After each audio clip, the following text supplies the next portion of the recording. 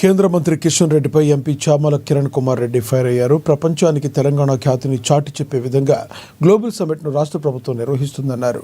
దేశ విదేశాల నుండి 3,000 మంది ప్రతినిధులు గ్లోబల్ సమ్మిట్కు వస్తున్నారని తెలిపారు. రాష్ట్రంలో పెట్టుబడులు పెట్టి యువతకు ఉద్యోగ ఉపాధి కల్పనలు కల్పించే విధంగా సీఎం రేవంత్ రెడ్డి గ్లోబల్ సమ్మిట్కు శ్రీకారం చుట్టారని వెల్లడించారు.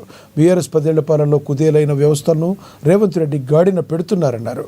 గతంలో బీఆర్ఎస్ పాలనలో తప్పులు జరిగితే కేంద్ర మంత్రి కిషన్ రెడ్డి గా ఉన్నారన్నారు. తెలంగాణకు 13 లక్షల కోట్లు కేంద్రం నుంచి తెచ్చామని కిషన్ రెడ్డి అంటున్నారు. మరి 8 లక్షల కోట్ల అప్పు ఎందుకు అయిందో చెప్పాలన్నారు. కుటుంబ పాలనలో తెలంగాణను దోచుకుంటుంటే కిషన్ రెడ్డి ఎందుకు రాష్ట్రాన్ని కాపాడలేదని ఆయన ప్రశ్నించారు.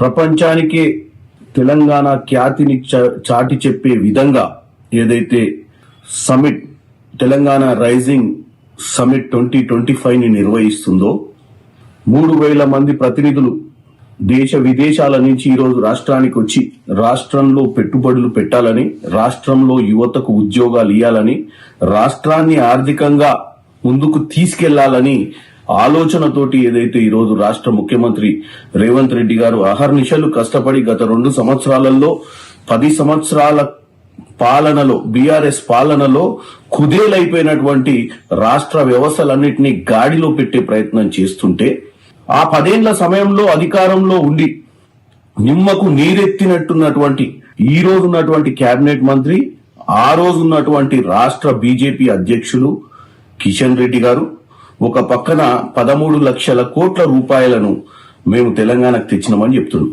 మరి 13 లక్షల కోట్ల రూపాయలు తెలంగాణకు తెస్తే మరి తెలంగాణలో 8 లక్షల కోట్ల అప్పు ఎందుకైంది? ప్రతి నెల 8,000 కోట్లు మేము రాకముందే అధికారంలోకి రాకముందే అప్పులు చెల్లించాల్సిన పరిస్థితి ఎందుకు వచ్చింది? కిషన్ రెడ్డి గారు, మీరు ఈ రాష్ట్రం నుంచి ఎన్నికై ఇదే తెలంగాణ బిడ్డల చేత గత 10 సంవత్సరాల నుంచి మీరు పార్టీలో బీజేపీలో క్రియాశీలకంగా ఉండి పోయినసారి కూడా కేబినెట్ లో ఉండి ఈసారి కూడా కేబినెట్ లో ఉండి మరి మీరెందుకు ఈ రాష్ట్రం అప్పుల దిశగా పోతున్నప్పుడు ఆ రోజు రాష్ట్రాన్ని రక్షించే ప్రయత్నం చేయలేదు? మీకున్న వ్యవస్థలతోటి మీ బీజేపీ అధికారంలో ఉన్నటువంటి నాయకులకు చెప్పి ఆ రోజు ఆ కుటుంబ పాలనలో రాష్ట్రాన్ని దోచుకుంటే కాపాడని మీరు ఈ రోజు దొంగ లెక్కలు చెప్పి 13 లక్షల కోట్లు తెచ్చినామని చెప్తున్నారు.